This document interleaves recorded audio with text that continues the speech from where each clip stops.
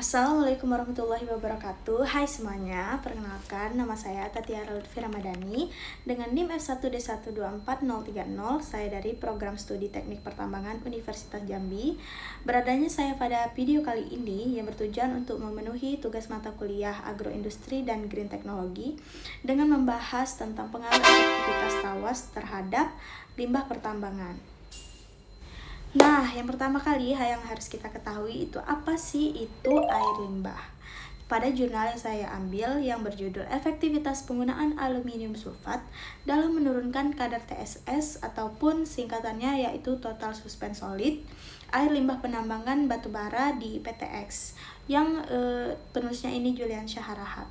Di sini, penulis menjelaskan bahwa air limbah usaha ataupun kegiatan pertambangan batubara adalah air yang berasal dari kegiatan penambangan batubara itu sendiri.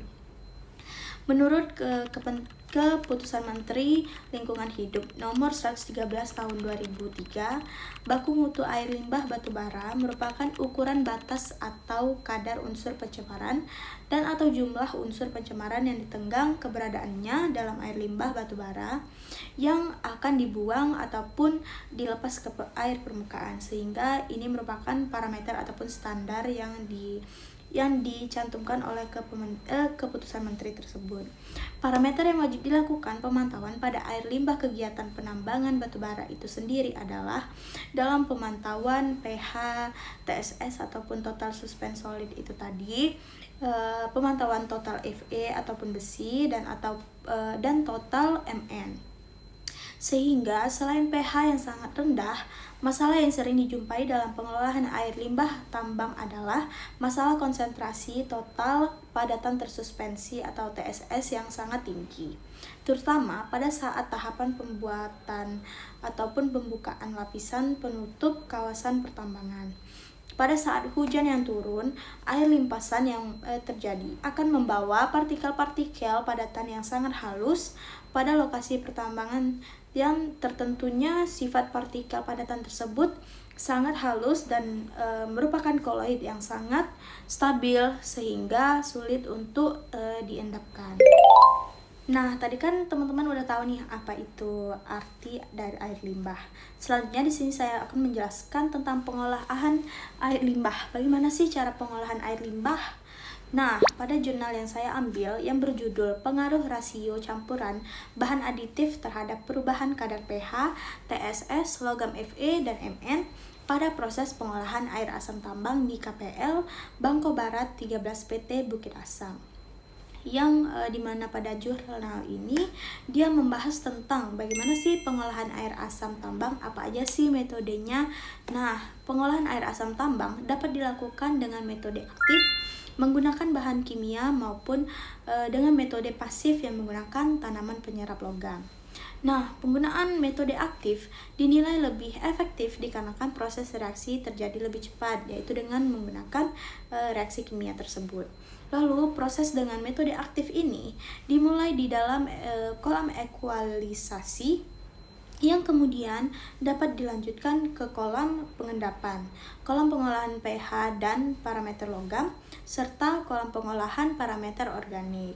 Lalu, proses terakhir berada di kolam indikator penataan baku mutu, ataupun dia ini melihat dari standar baku mutunya nih, dia termasuk pH yang apa nih gitu, yang termasuk standar atau enggak. Nah, dari proses pengapuran pada pengolahan air asam tambang ini yang bertujuan untuk meningkatkan nilai pH sehingga air memenuhi standar ataupun yang baku mutu tadi. Nah, pemberian tawas berperan untuk proses koagulasi dan flokulasi dalam penurunan kadar TSS ataupun total suspense solid itu tadi. Pemerintah menerapkan baku mutu lingkungan cair tambang batubara melalui keputusan Kementerian Lingkungan Hidup Nomor 113 Tahun 2003 tentang baku mutu air limbah bagi usaha ataupun kegiatan pertambangan batubara. Yaitu pada baku mutu ini ia menjelaskan pada pasal 2 ayat 1. Dan selanjutnya pada jurnal ini juga membahas tentang standar baku mutu pada pH air ataupun pH pada pH TSS kadar Mn ataupun Fe. Ini juga dia dijelaskan pada jurnal ini. Nah, nilai pH air berdasarkan standar baku mutu lingkungan adalah 6-9 dengan nilai TSS maksimum sebesar 400, serta untuk kadar Mn dan Fe masing-masing yaitu berstandar maksimal 4 dan 7 mg per liter.